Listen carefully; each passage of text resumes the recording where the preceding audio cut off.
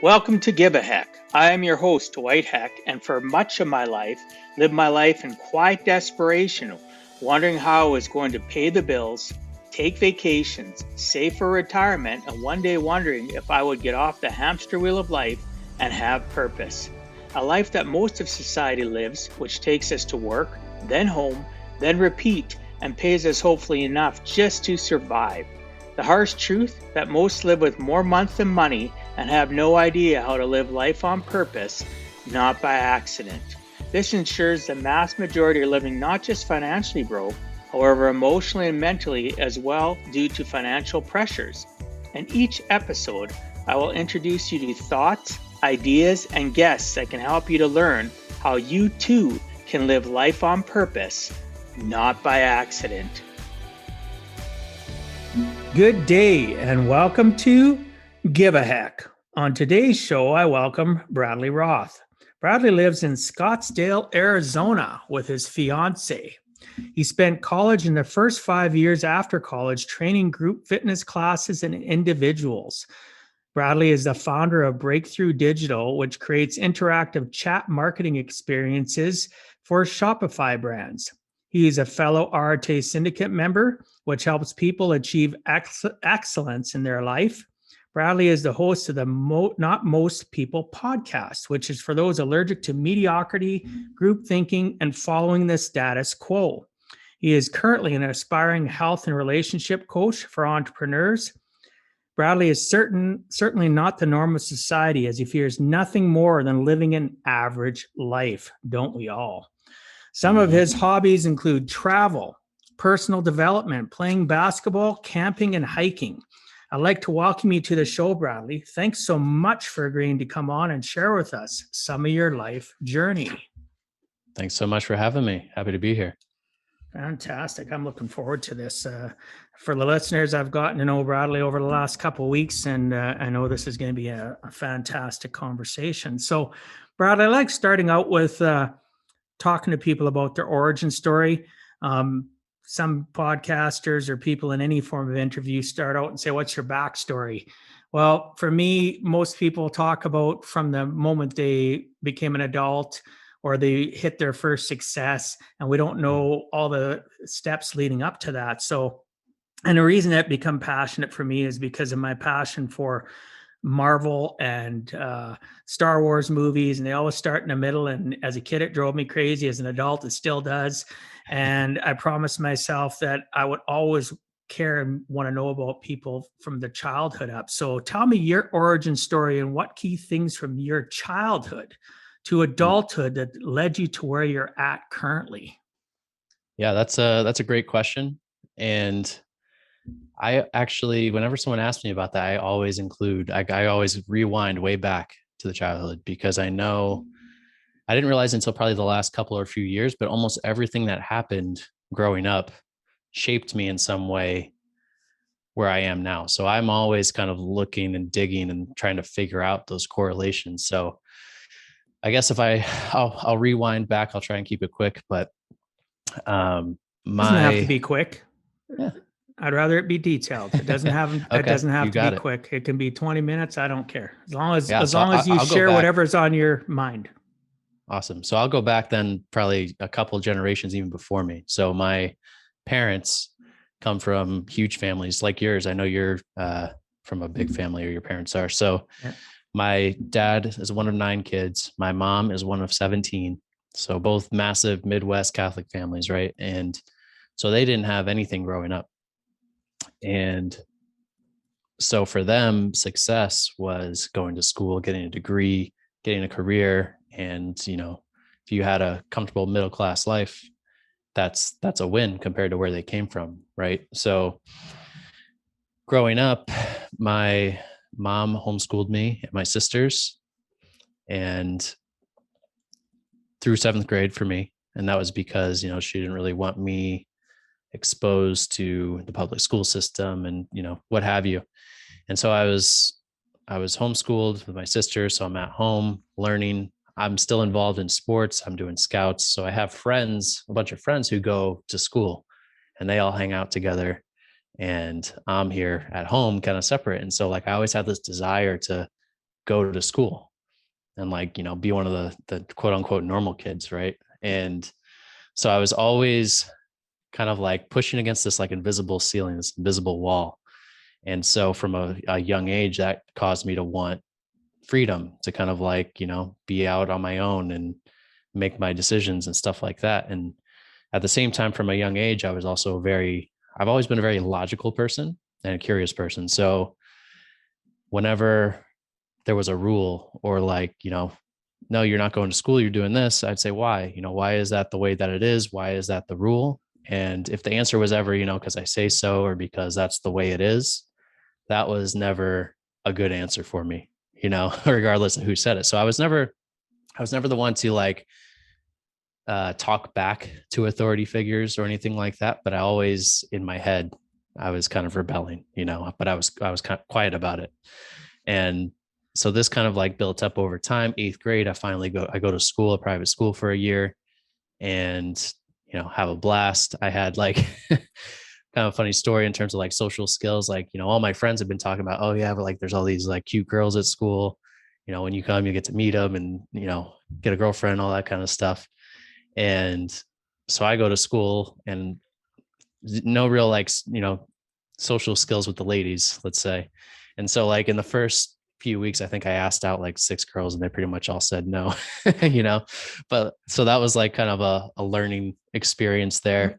But it was all good. I had a lot of fun that year. And then I went to an all guys Catholic school for high school, private school. Again, I wanted to go to my local public school where all my friends were going and that sort of thing. And I didn't want to wear a uniform. And I didn't want to, the school was far away and all this stuff.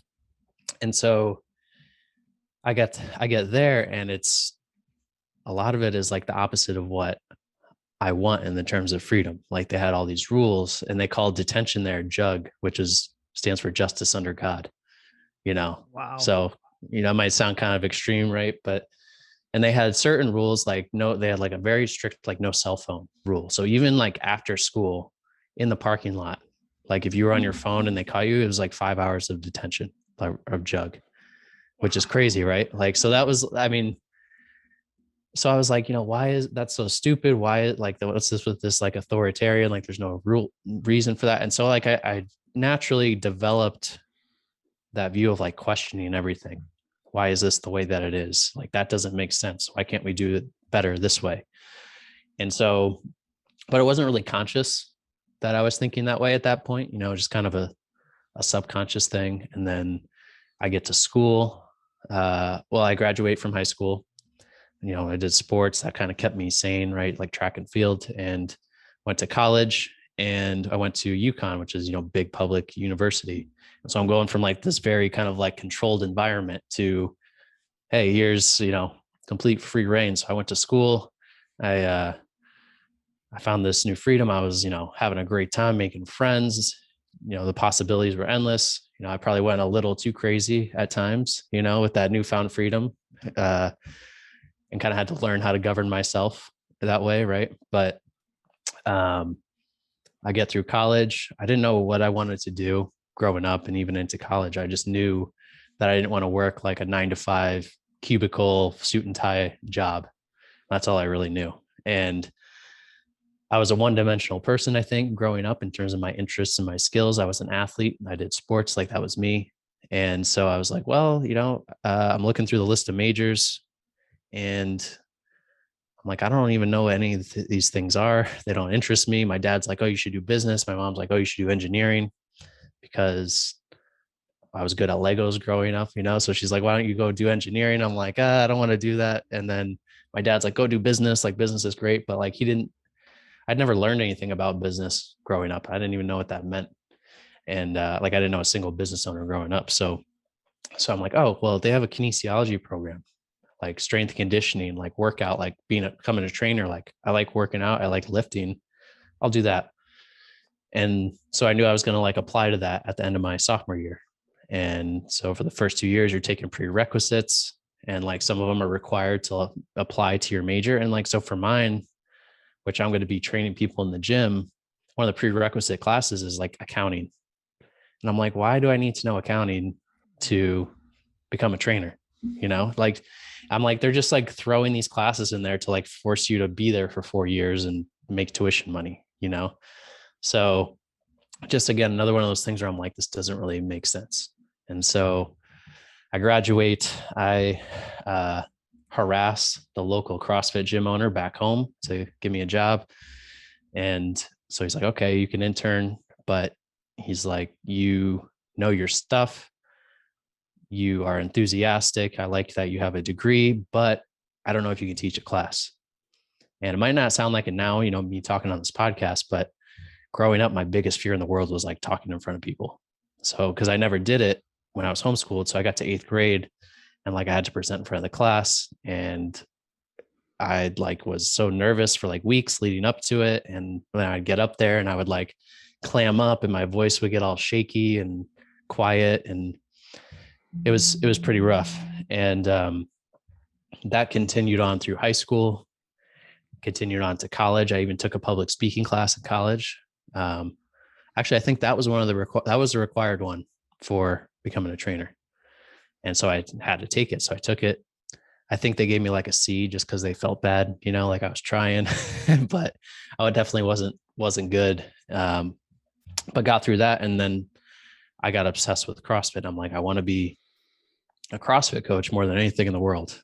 And I knew that I was going to have to teach in front of the class and like speak in front of the class.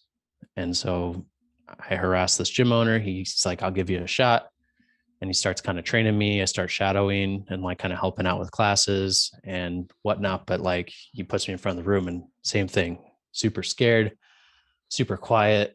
You know, I think like a lot of people a couple of years later, because I stuck through it eventually and eventually slowly got better and better. And they could see that, you know, I knew what I was talking about. I was good with people one-on-one, but I was very quiet. And you're in this gym, you have to be loud, you have to, you know, and that wasn't me. So I had a lot of people a year or 2, 3 years later say, man, when you first showed up, we didn't think you were going to make it. You know, like you just didn't seem cut out for it. But eventually I got better and better at it, you know, because I had this like just burning desire to do that and to make it. And I loved it. So I kind of had to force myself to get over that. And so I do that and I'm training. I do that for like 5 years post college. And it's great. It doesn't develop into the career that I thought it was. I was like, oh, I'm going to become like a, you know, general manager at this gym and all this stuff. But what's really rare at that gym is there was zero turnover of coaches. So smaller gyms, studio gyms, boot camps, CrossFit gyms, they're notorious for high turnover. Like most of them run through trainers very fast. But when I left after 5 years, I was still the newest person on staff, which is unheard of. And so and we're talking about like 6 to 8 coaches on staff, you know, none of them left. And so during that time, I'm working very part-time. And so I'm like, I got to find something else to supplement my income. And so I got into network marketing for a bit, like a lot of people do, right? Easy to get into. Had some success with that, but not anything long-term, you know, really. And I learned some good sales skills and stuff like that. But then I was like, oh, I'll become a realtor. Again, I had like zero other skills outside of fitness and training at the time. And so I went and I became a realtor. Did not have a great experience with that. Didn't get into the right situation. I also probably wasn't really prepared and ended up after a couple of years having a bad experience with that, where a deal really went south and kind of ruined a friendship, even though it didn't, you know, it was just kind of something that wasn't intentional, but just didn't go right. And so that left a really bad taste in my mouth. And also at the same time, I didn't want to stay in one spot, which with real estate, you're kind of glued to one spot as a realtor. And so I was like, man, what can I do that's like mobile? And my fiance, my girlfriend at the time, she's a nurse. And so we were like, well, why don't we do the traveling nurse thing and bounce around? But then I was like, I have to find something that I can do during that. And so I went and took some, like during all this time, as I got into network marketing and real estate, I started to read a little bit about sales, which led to learning a little bit about marketing, which led to a little bit about business and personal development. And so I started to read books and kind of develop these interests in entrepreneurship. And I was the kind of person I was doing the gym, which was very like laid back, casual, cool environment to work in, right? Opposite of that suit and tie desk life that I didn't want. And then network marketing and real estate were both not really my own business, but it was kind of like you were in charge of your own fate. And I knew I couldn't go work like a 9 to 5. Like I'm not built for it, you know? And so I was like, well, what can I start on my own? And I started researching social media. At the time, I had built up a couple Instagram like theme pages a little bit. And I was like, oh, I can help local business owners with their social media marketing. Easy to get into. A lot of other guys were doing the same thing at the time, still are. So I was like, I'm going to do that. And I get into that. So I basically just jumped off the deep end. I got myself an LLC. I was like, oh, I know all these local business owners from the gym. They're all going to want to hire me. I have good relationships with them. I learned the hard way that wasn't as easy as it sounded, right? And so I go into business. This was like 2017. I had zero savings, zero experience in real business, zero experience running a business. And so it was like a massive, massive learning curve for a couple of years. And during that time, we moved away from Connecticut. So me and her, we went to South Carolina, then we went to Arizona, and we've stayed in Arizona for the last couple of years. And during that time, I'm trying to make it in business. And so I do social media marketing, and I do Facebook ads. And then from there, I kind of discovered chat marketing, which I'm working with now. I was like, oh, this is kind of new and different, but I refused to niche down for a while. So I was kind of in no man's land, like trying to help everybody, which I think is a very common beginner's mistake. And during that time, I think it was 2018, went to a Tony Robbins event. And I had just started my business like 6 months prior. And we went to this event, and I know it sounds cliche, but it kind of, changed my life in a lot of ways and blew the doors off of who I thought I was and what I wanted to do and that sort of thing. And that really jump started like a deep interest in personal development and psychology and that sort of thing. So since then, I've been kind of learning and spending a lot of time on my personal development and learning about coaching and stuff like that, because coaching was something that like, I was a CrossFit coach. I coach people physically. That's what people think of when they hear the word coach. But it wasn't until I went to this Tony Robbins group that I learned that like life coaching was a thing. And I saw that, wow, people are actually like doing this and they're getting paid good money and they're helping people with like this, that, and the other thing in their life other than just like at the gym. And so that was always kind of like in the back of my mind as I'm working on this chat marketing and stuff over the last year or two. And then, not most people comes in my head and I'm like, well, what do I do with that? So I have like all these different things. I'm kind of like, I'm in my mid-20s, right? And a lot of people probably been through this where it's like, what do I really want to do? Where do I really want to be long-term? And so I have all these kind of different things that are like swirling around in my head, and I'm still working on the business. And at the same time, I start to develop this kind of gut feeling that like, coaching and personal development and blogging and creating content and helping people change their lives the way that, and helping them change their lives the way that yours changed through all of that, that's where you're going to be long term. And so I was like, oh, I kind of like pushed it off. I'm like, that's not what I want to do right now. I want to build a business. And because for some reason I didn't view that as like a real business. And so there's this gut is telling me that, and then my brain is telling me, no, you got to stick to the business. Like that's where you can make more money and, this and that. And then over the last probably like 6 months to a year, I joined Arate, and everyone has a podcast in there. I'm like, oh, I have this concept not most people I've had in my head for a couple of years. Maybe a podcast is the right venue for that. And I saw that like, normal people like me who didn't have these massive followings were producing and having their own podcasts, like you. And so I'm like, I'm going to do the podcast. And I started that, and it's been out like a month or two. And at the same time, that's like, it's taken off in a way that my chat marketing and my business stuff never did. And so I'm kind of taking that as a sign, like this is again where you should be long term, and kind of connect that with your coaching that you want to do.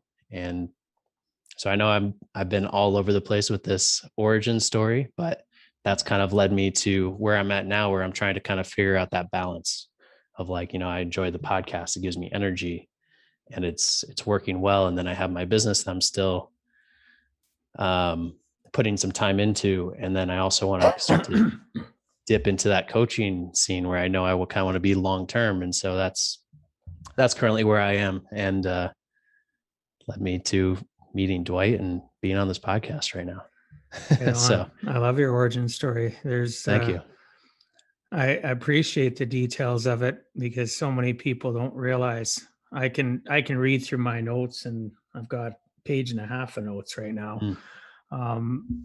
Just some of the little things, it makes sense why you are where you're at because of the transition of, being introverted, being quiet, not wanting to be controlled, having stuff like JUG, justice under God, like that's, I never heard of stuff like that before.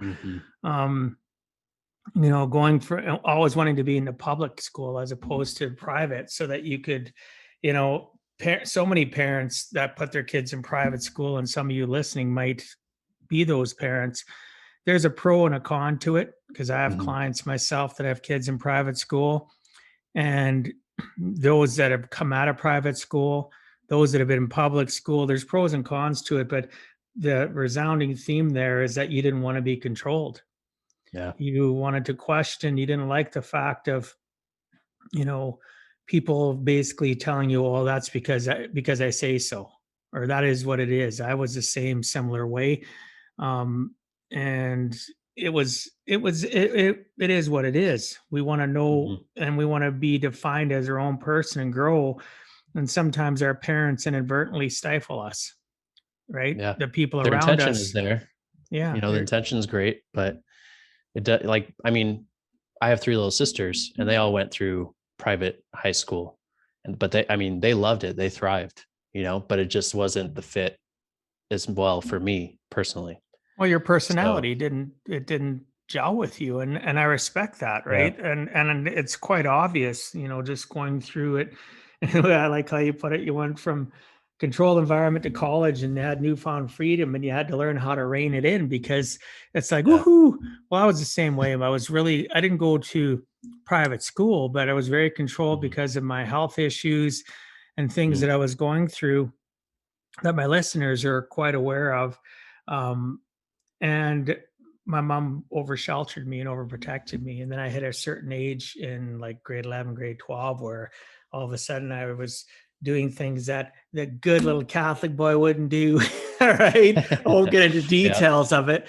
And, because we rebelled because I wanted my own identity. I didn't realize identity. Now I look back and that's what I was seeking and searching out. I wanted my own shot at the world, my own identity. I wanted to be recognized for who I was, not by what other people said I was, right? And told people I was. So in some regards, it backfired. In some regards, it helped me out, just like you. And we just pushed forward. So, and I like what you talked about with, mom and Lego. I thought that was kind of neat, dad business, of course. But yeah, you've had quite the journey. CrossFit I'm quite familiar with. Before my health issues, I used to participate in CrossFit all the time. One of my close friends was actually the first certified CrossFit gym in Western Canada. And he actually went down to the US and got certified and trained by the guys that created CrossFit. People from NFL and NBA created CrossFit from the history that I remember him teaching. I could be out a little bit, but he flew to the US to take courses from them and be certified. And he opened up the first CrossFit gym in the capital city of Edmonton, where I live. And, 1.2 million people, and there's gyms everywhere. But all of a sudden he opens this very unique CrossFit gym. And he was training me already on CrossFit as my personal trainer at another gym that I was going to all the time. And that's how I met him. I hired him, and he says, "Hey, you want to learn something about CrossFit? what's CrossFit? And he starts Yeah. telling me, and I went, well, sure, let's try it out.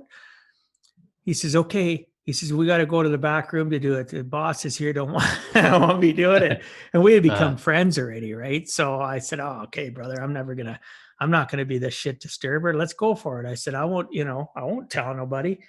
And that's how I learned about CrossFit. And then I don't know, 6-8 months later, he left to open up his own gym. After he finished his certification. So it was neat to hear you talk about CrossFit. It is, yeah. I've had my son in CrossFit for years too. I started him already when he was 14.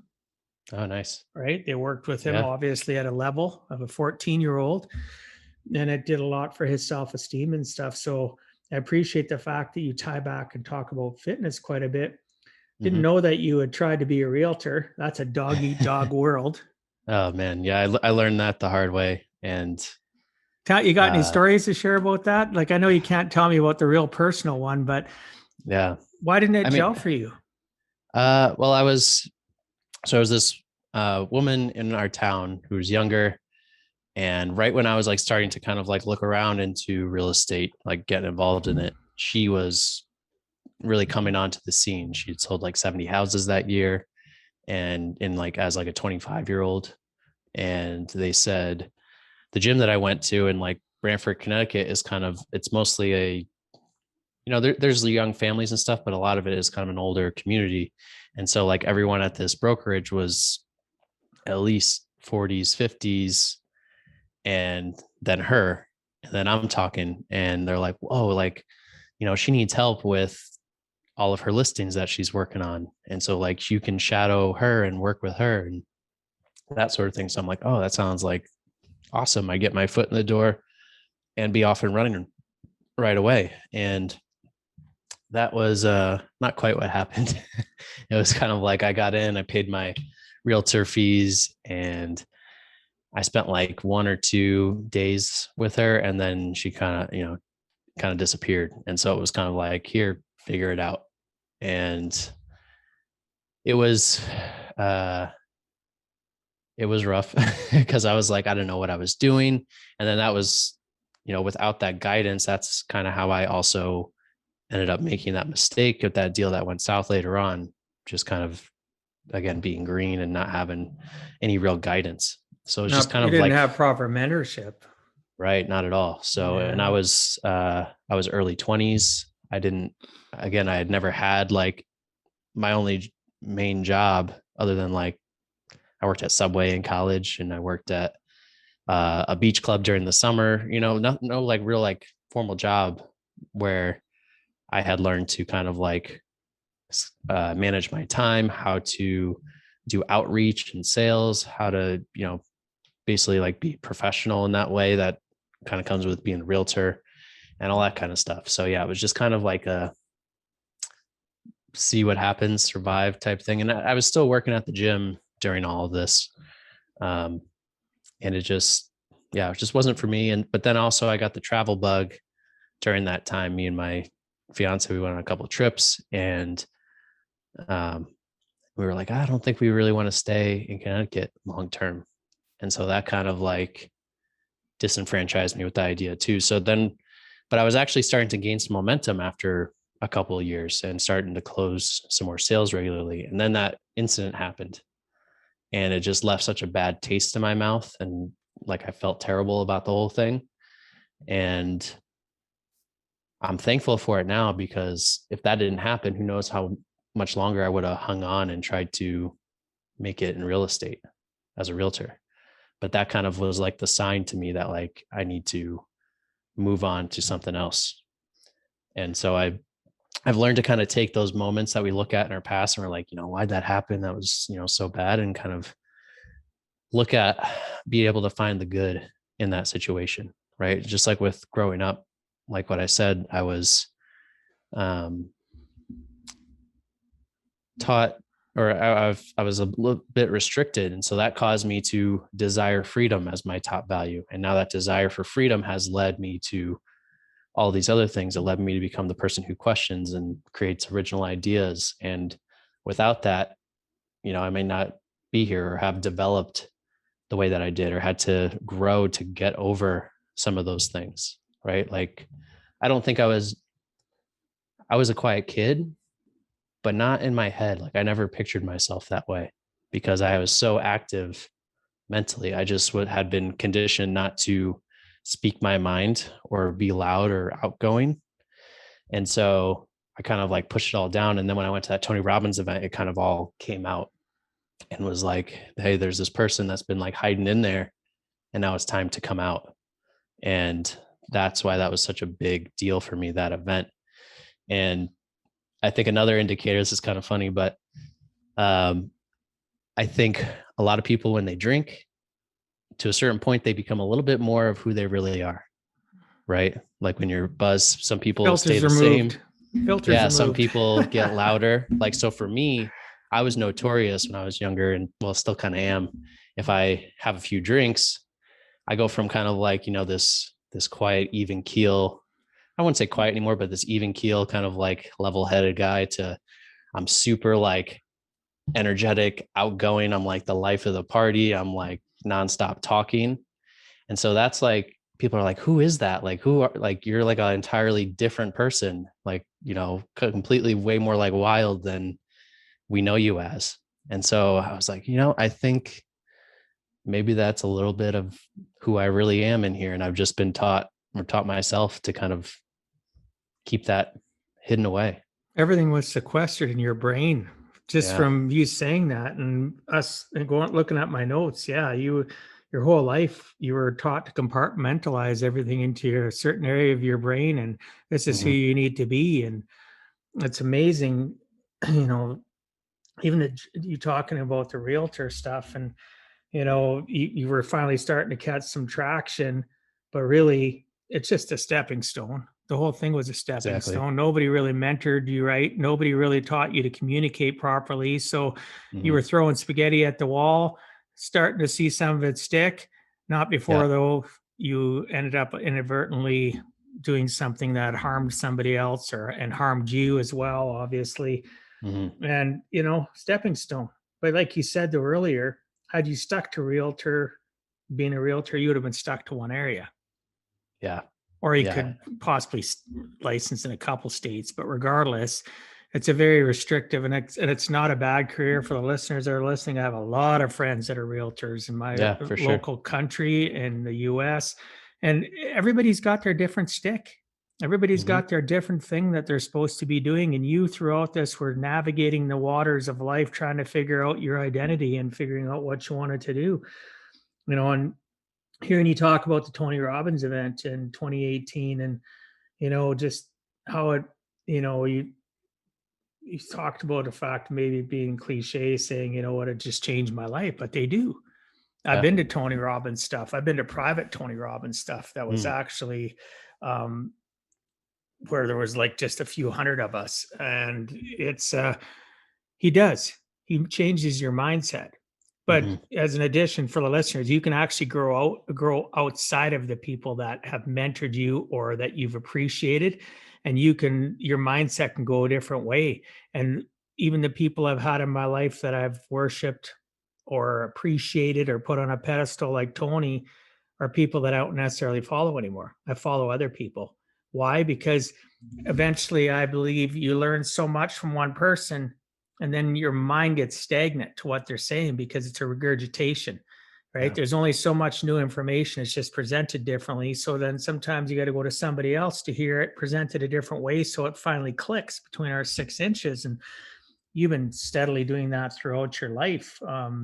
Even working on staff as with 6 to 8 coaches, and you were, after 5 years, you're still the youngest, you're still the newbie there. It's just, it was all those little things that you talk about that are all clicking in your brain as you move forward, and you talked about, passion versus your gut, is what I wrote down, right? As I interpreted your passion versus your gut. What's going on with your life?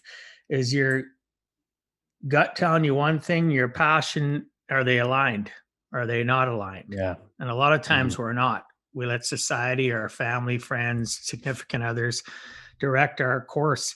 And really, you're 100%. Never happy. You're never happy unless you know what your own course is and you're the pilot of your own ship. So Yeah. And yeah. I think it's just a constant journey of getting more and more in tune with that over time. And that's something that I give myself a little bit of credit for working on, and not settling and taking the job or the easy way out, but spending time with myself, going after this business and finding what works and what doesn't, until, because like I said, my biggest fear, you read in the intro, is living what I would consider to be an average life.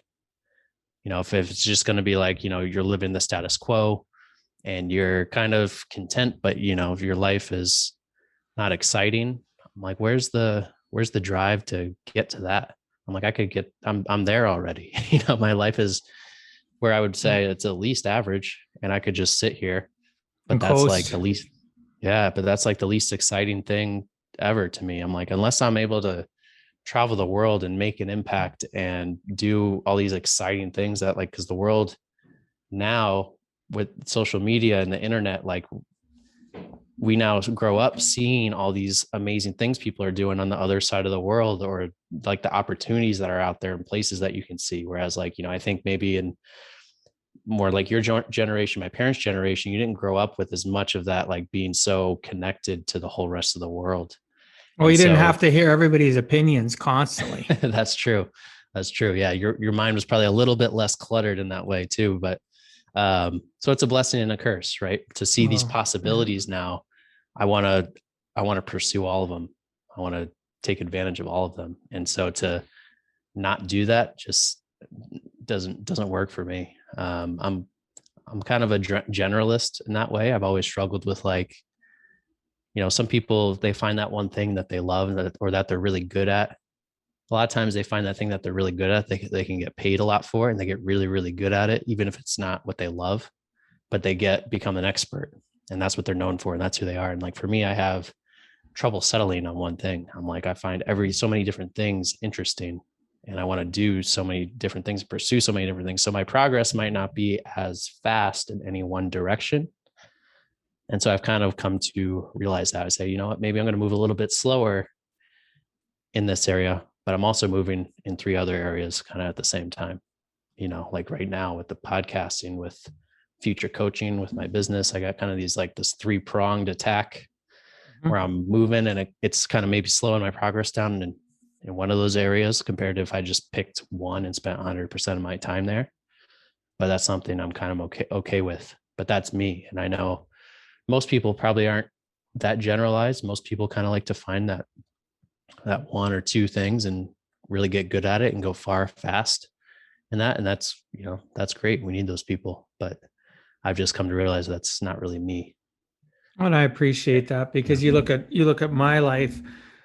I'm good at what I do, and you just mentioned that you can be really good at it. You can become an expert at something, but it's not really your passion, and that's okay. You use that to fuel your bank account to pay for your things that you're truly passionate about. And what age that happens at, who knows?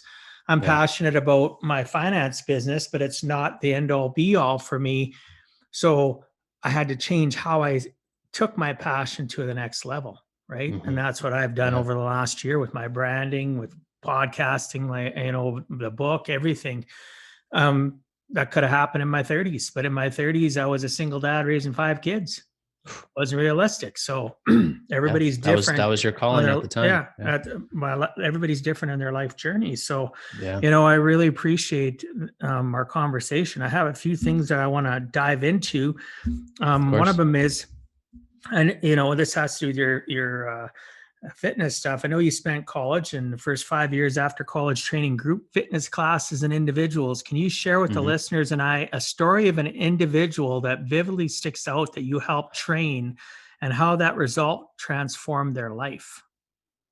Ooh, yeah, that's a good one. There's a lot of people actually that come to mind with this, not any one in particular, but a lot, because that's fine. CrossFit, when you hear about it, a lot of people are like, oh, that's really intense. I can't do that. That's like, you see a CrossFit Games on TV and you're like, these guys are shredded. And so that's what everyone thinks like it is. And it's infinitely scalable. And so like anyone can do it.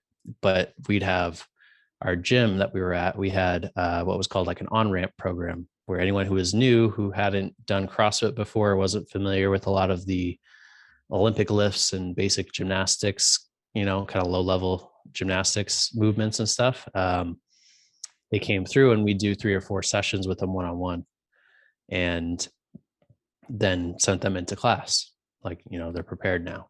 But a lot of these people would come in, they'd be super intimidated because, the class over here, they've been doing it for a long time. Most of them are in pretty good shape. They all know each other. And then you come in, and it's just like going to any gym. If you're new and you're maybe haven't worked out and it's intimidating, it's tough. And so they'd come in and they would be nervous and they would be scared. And me and like maybe 3 other trainers would do these one-on-one sessions with them to get them ready. And after a while of doing this, one day we had 3 owners, pull me into the office and they kind of sit me down. I'm like, oh, am I getting in trouble or something? Like, what's going on? And they're like, we want to ask you something. I'm like, sure. And they said, we have all these new people who have come in over the last year or 2. And they've trained with you. They trained with a couple of, a few of the other coaches who kind of did these regularly. And they're like, the ones that you have worked with you have stuck around a lot more than the ones who have come through with the other trainers. And they said, is there something you're doing differently? What's your approach? And I said, all it is when they come in, I considered myself to be a really good trainer from like a movement perspective. Like my gift was being able to take complex movements and get anybody to kind of understand them and perform them in a simple way.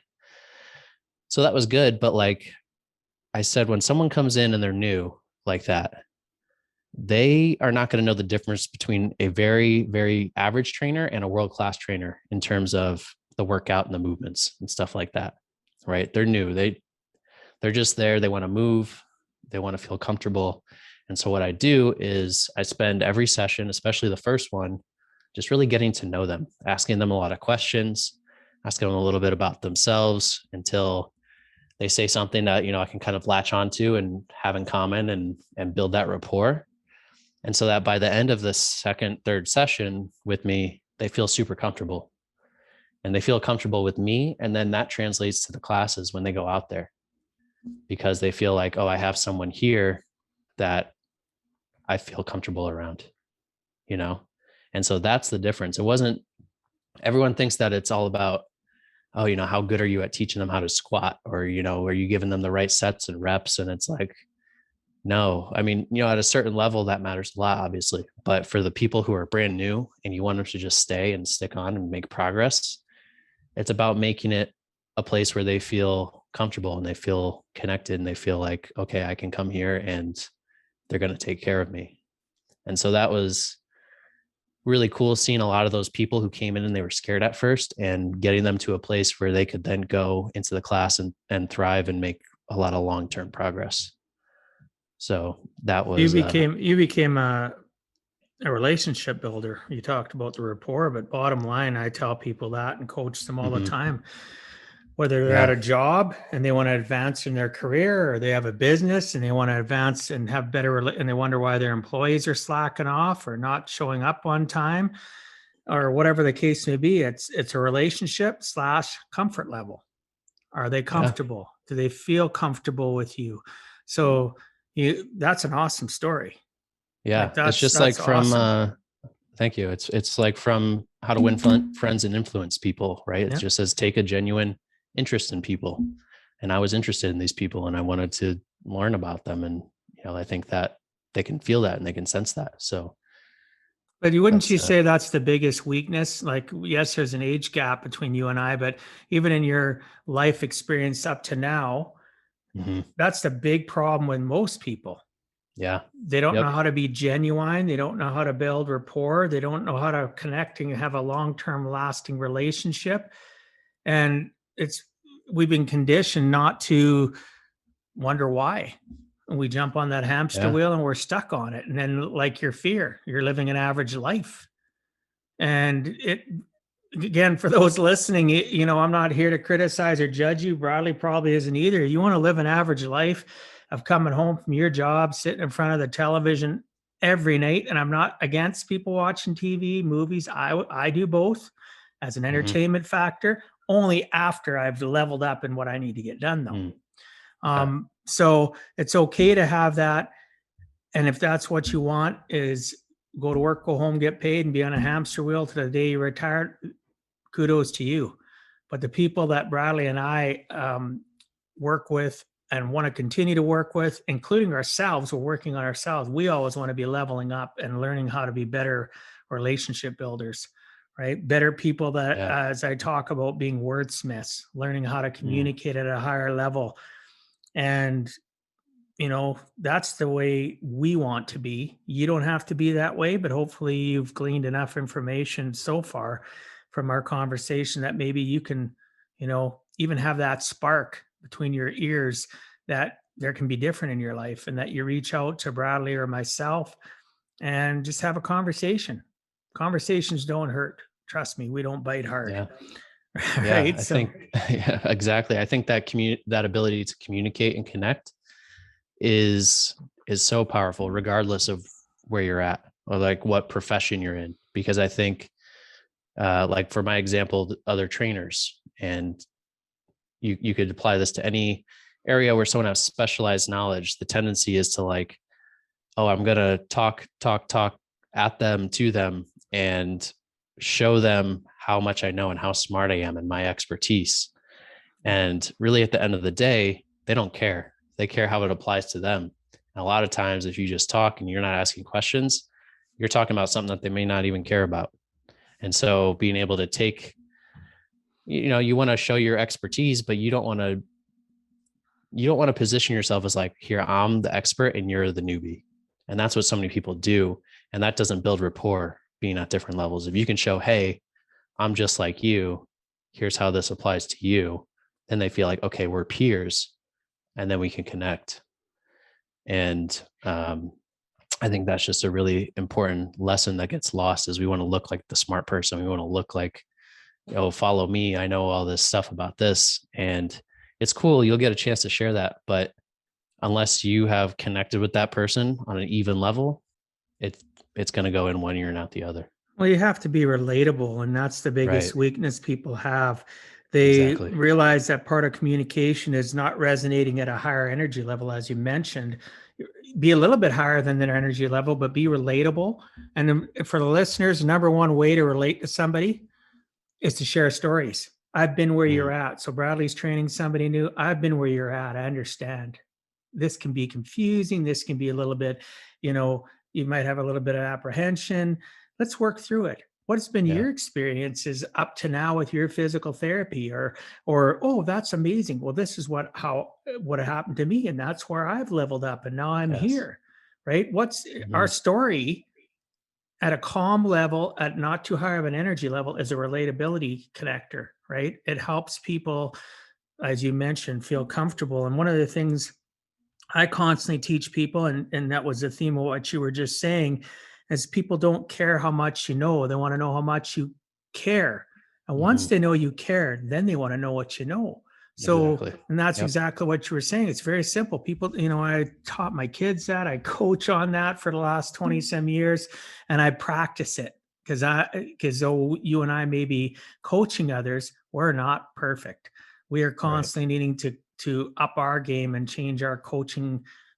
Not everything we do, but adding new flavors so we can attract and keep people stuck to us, so that we can help them, just like those people that stayed with you in the gym environment and others weren't getting the same end result. It was because of your skills, of whether or not you realized it or you focused on it. Was just your natural you and wanting to connect with people, maybe because of your past, of how restricted you were.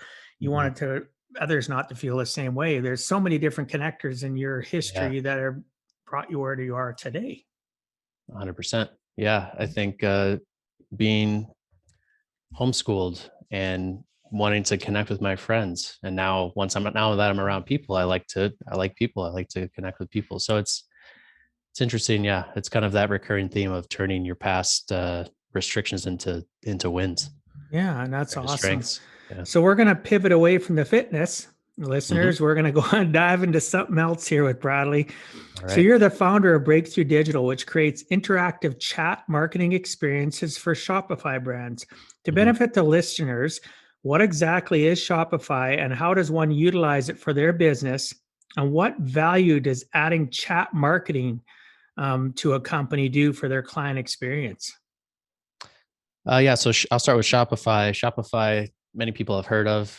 E-commerce is huge right now. A lot of people are starting e-commerce brands, especially with COVID. It's moved even more towards that and away from physical brick and mortar in a lot of cases. And Shopify just happens to be I'd say it's the best, but it's definitely the most popular platform for creating an online store.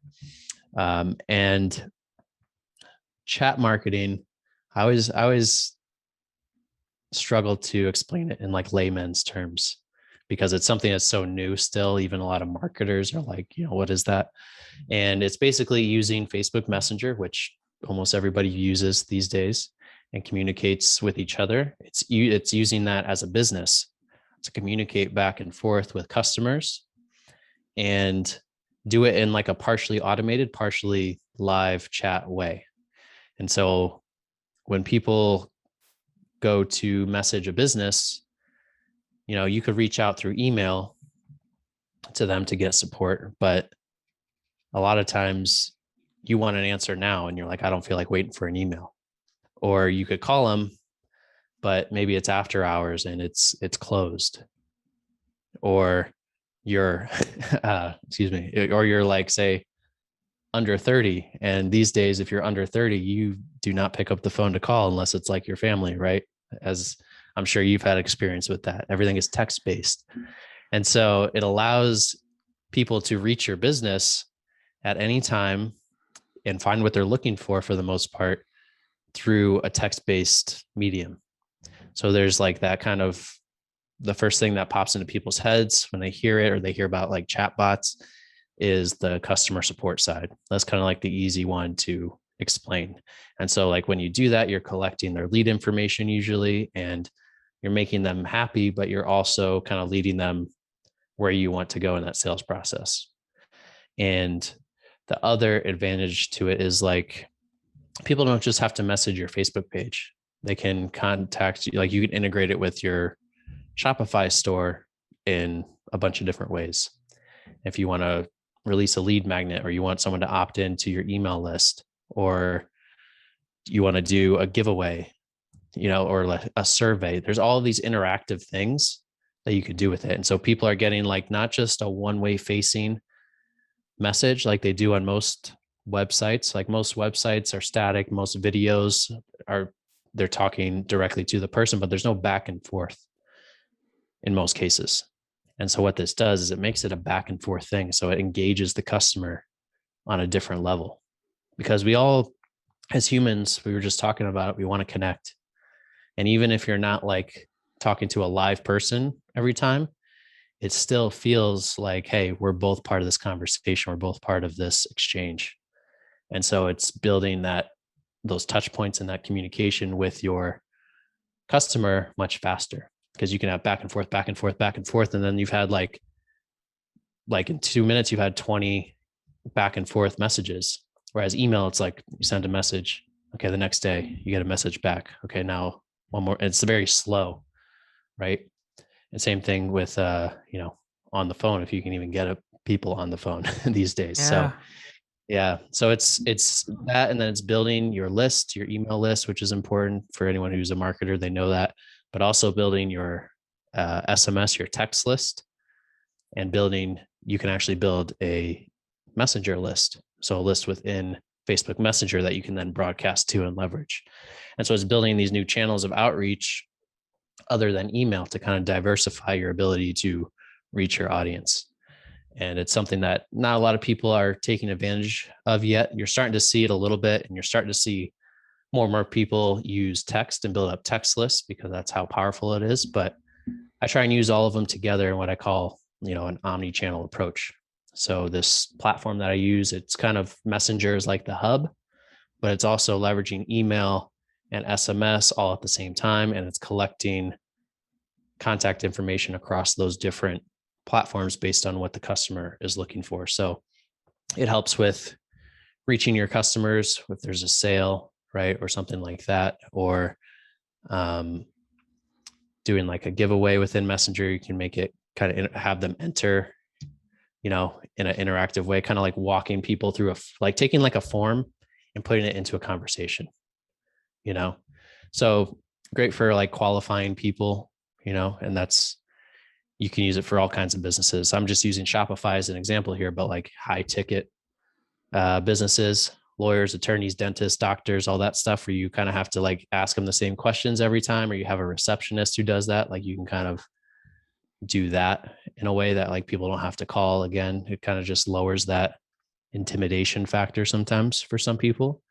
So there's really a million use cases for it, because you can create whatever sort of conversation or whatever experience you want on the back end and build it out. And it's kind of like almost like building a brain in a way, but it's funny. I don't actually know how to code at all.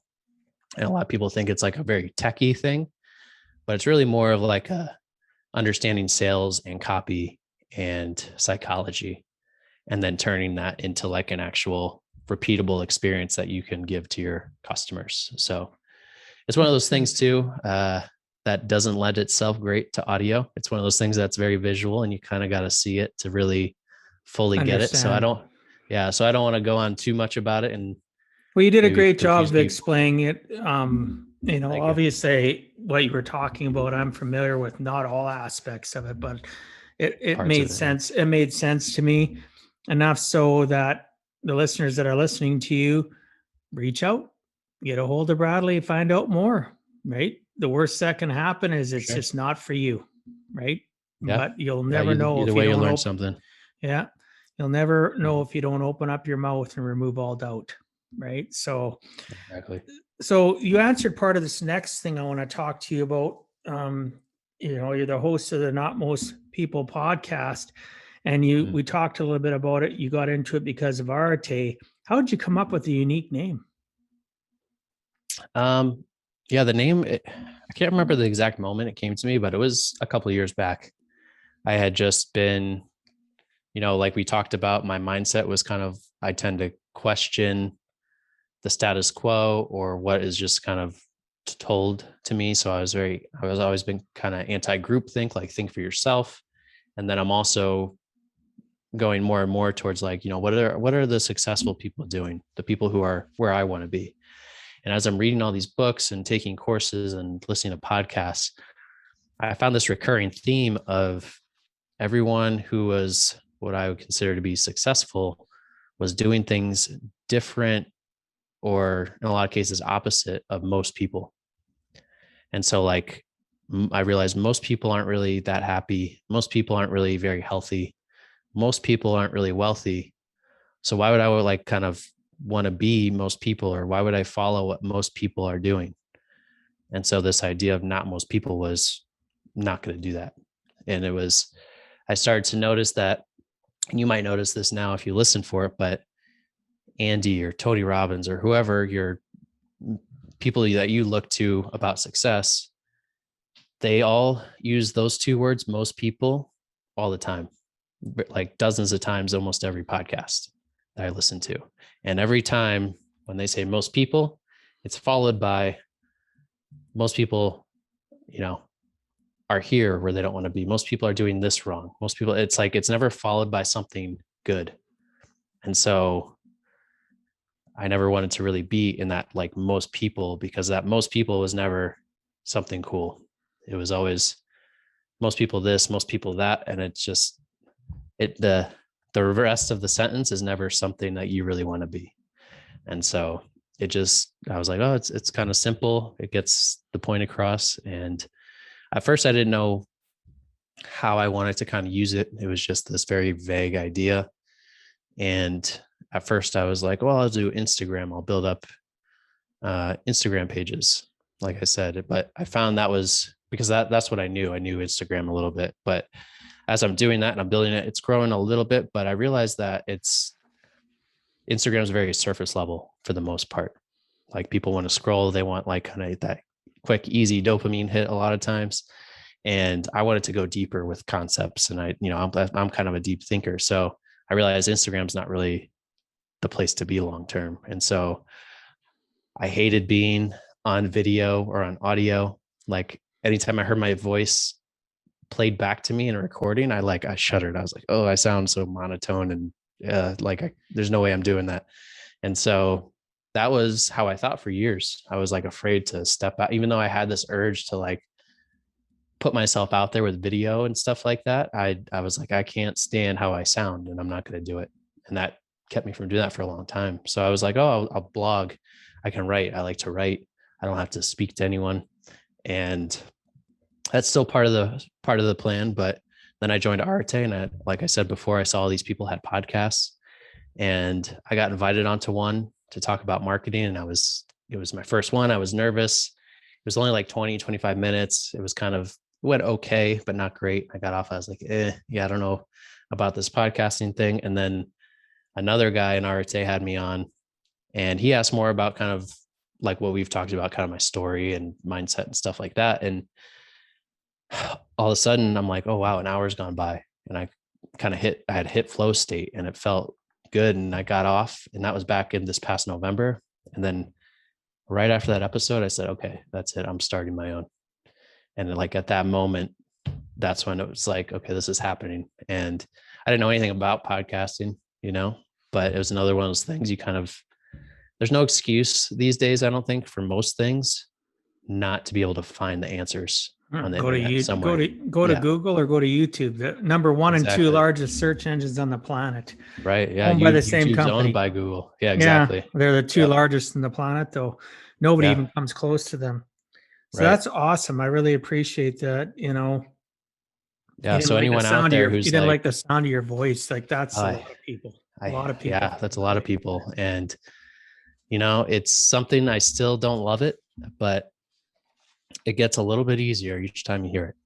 Well, and you practice, and that's why I do the daily videos, and then it became a passion. Now I do it because there's people that want to hear my message, and it helps me be the most authentic myself, my most vulnerable, and puts me out there, and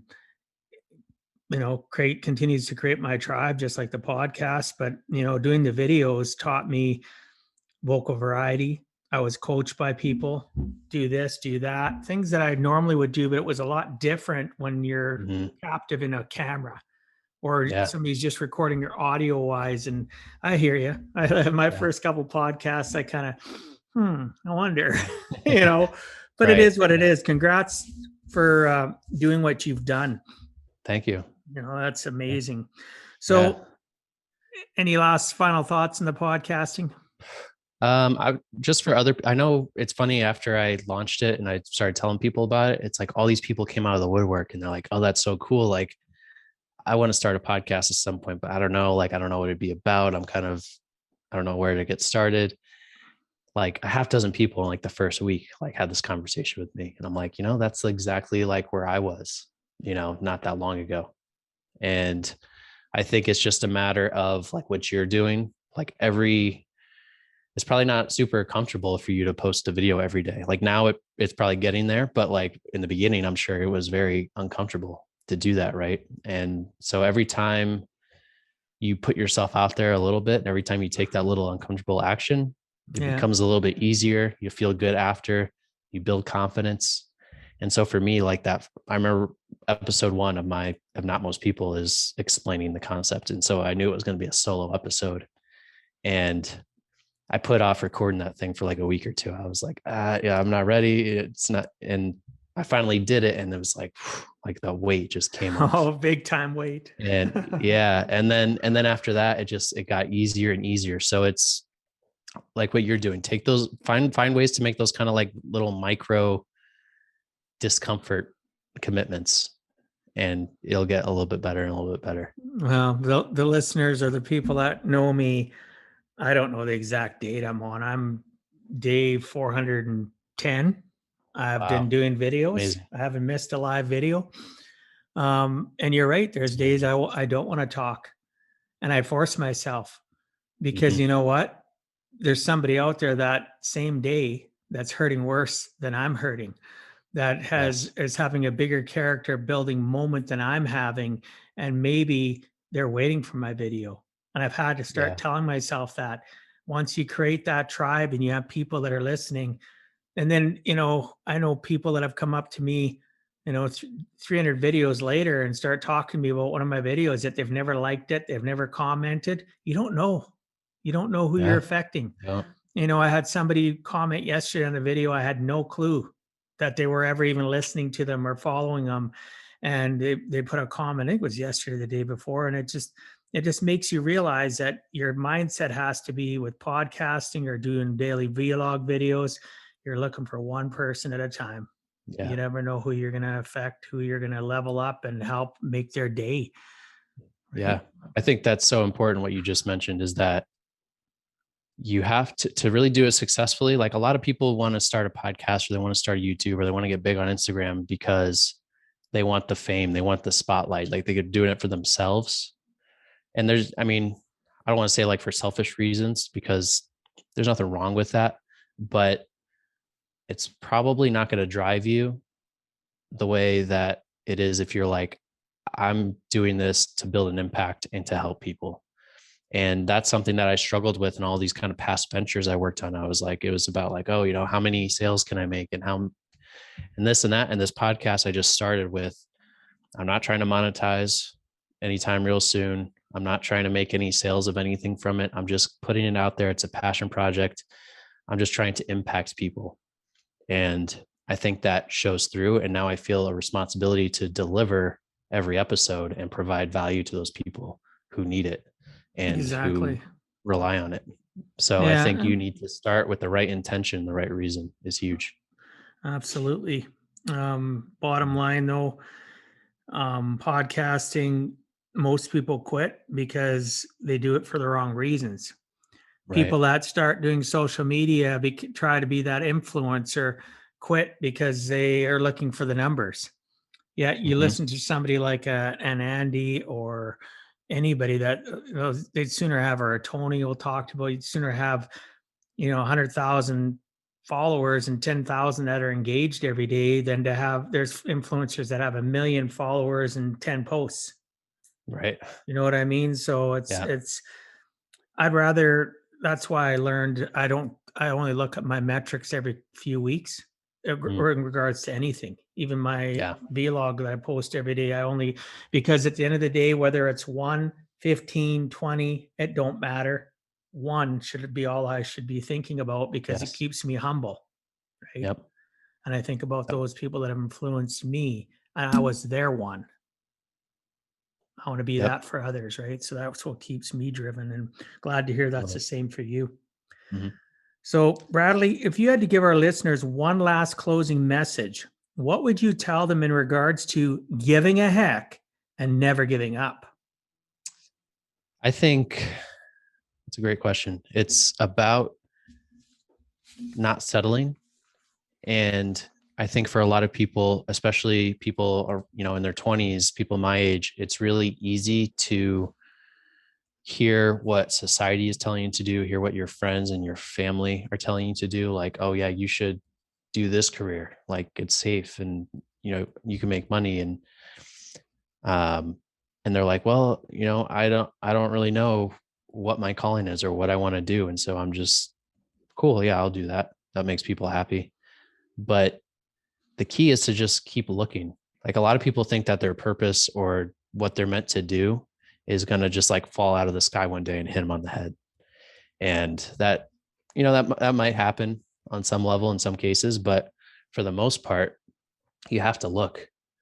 Like everything that I'm doing now, podcasting, getting into coaching, chat marketing, like none of those things I even knew existed 3 to 5 years ago.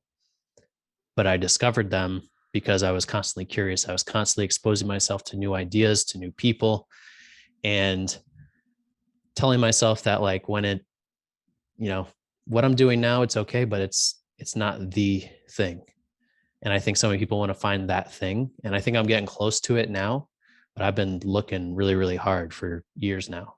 And people, they just got to look. So like, it's really easy to kind of box yourself in and say, this is what I do and this is what I'm interested in. But like, unless you're expanding your horizons, again, it's those blinders. You might be missing all of these opportunities or all of these things that you could be really good at or passionate about because you're not open, you're not aware, and you're not looking for that. So that would be my 2 cents, is just to keep looking for those things. And then when you find it, go all in, and you'll know, I think, when you find it. Oh, of course. And, as one last addition to that, you'll know when you find it. But one of the things along the journey of figuring it out, as you mentioned, it can be 2-3 years. You didn't know stuff 2-3 years ago. Now look where you're at. Watch your associations. Watch your associations, listeners. And associations just aren't people. It's things. What do you associate with? What do you watch? What do you listen to? What do you read? Who do you associate with? It's all about that, and realizing, don't be so strict to yourself that you'll only hang out with certain type of people that are in business, because everybody can add value to your life. It may not be leveling up on the business side, but maybe they level up your heart in a different way.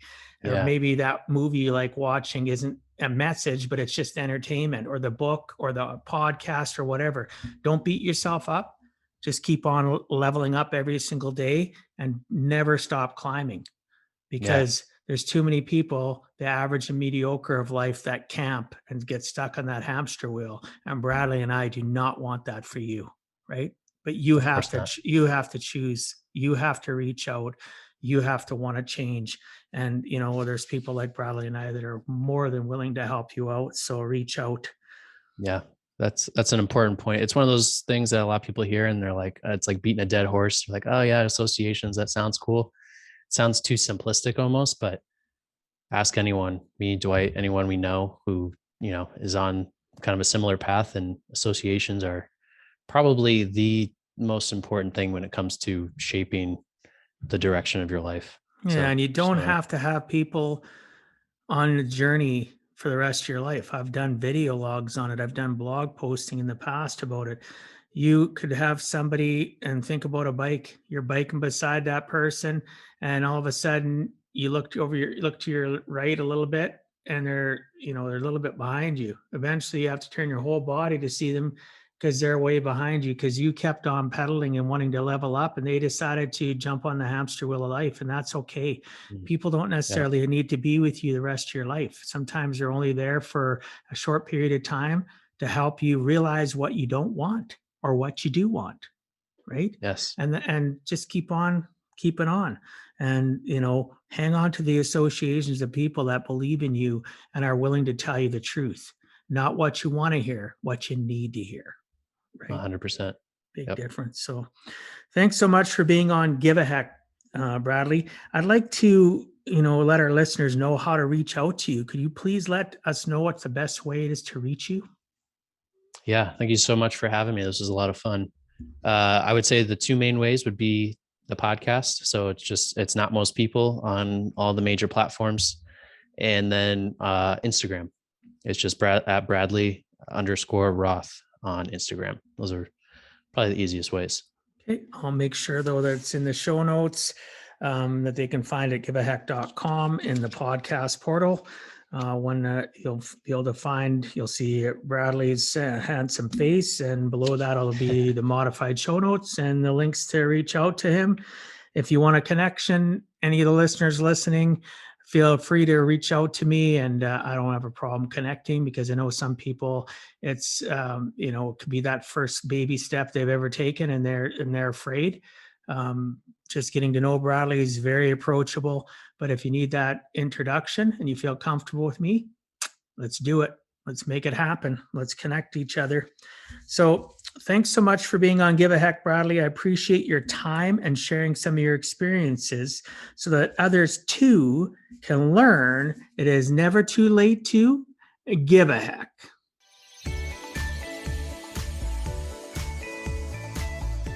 Thank you for taking time out of your day and listening to Give a Heck. If you find value, I'd appreciate you sharing with your friends and family so they too can learn how to live life on purpose, not by accident. So you do not miss the next episode, please subscribe on your favorite podcast platform, and please also post a review. I look forward to reading your comments. This has been Dwight Heck. If you want to check out other podcast episodes or today's show notes, please check out my website, giveaheck.com. And until next time, together let us all strive to give a heck.